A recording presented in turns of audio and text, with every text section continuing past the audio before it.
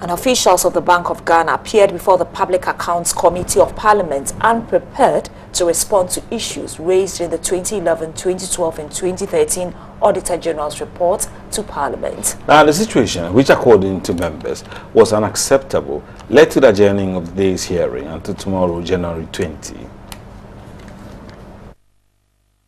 The Public Accounts Committee sat for the second day to consider reports of the Auditor General on the public accounts in respect to Controller and Accountant General's Department, Ghana Revenue Authority and Bank of Ghana, all under the Ministry of Finance. The 2011 report cited the issues of dishonored checks paid from taxpayers and delay of GRA officials in presenting post-dated checks after the due date.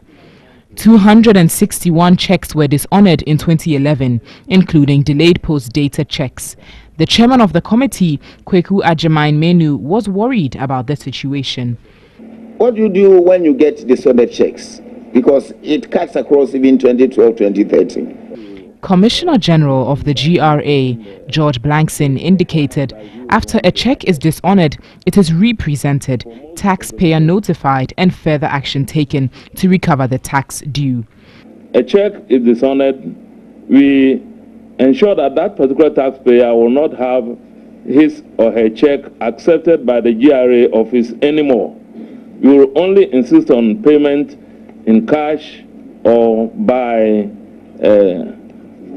banker's draft.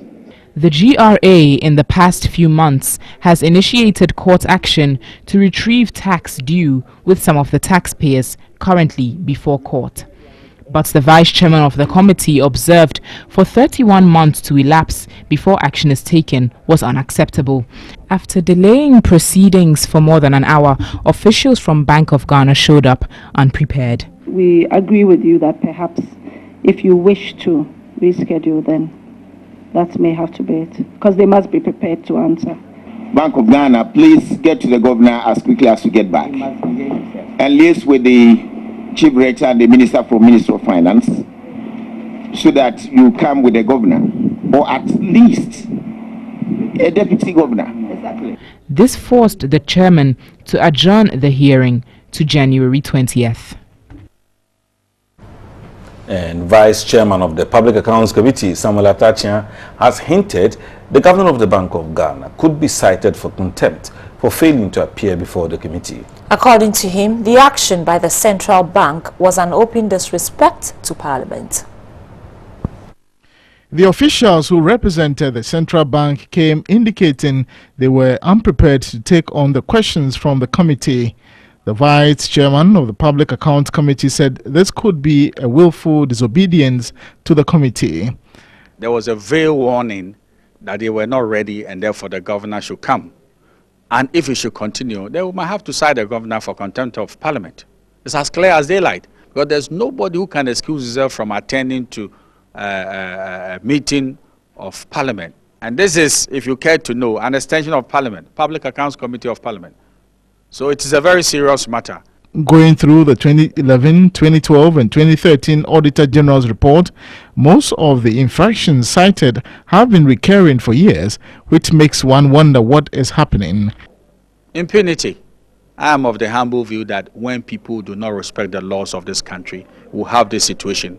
And we know by the financial regulations that when you have a head who is not superintending over the affairs of the subordinates, then it's free for all. That is what we are experiencing.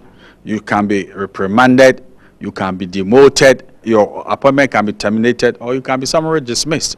They don't apply these things. And what is even worse is that when they are raw criminality, people are not prosecuted. Has PAC the mandate to prosecute, and when will they liaise with the Attorney General to do that? There have been several occasions. Anything which issues out of Parliament becomes like a very important consideration for every ministry. So the Attorney General should be aware and follow up the resolutions of Parliament, and where there's a need to prosecute people, the Attorney General should do so. I beg to say, we are only a sounding board. We wake the conscience of officials of the government. We do not have prosecutorial powers, and that is as clear as daylight.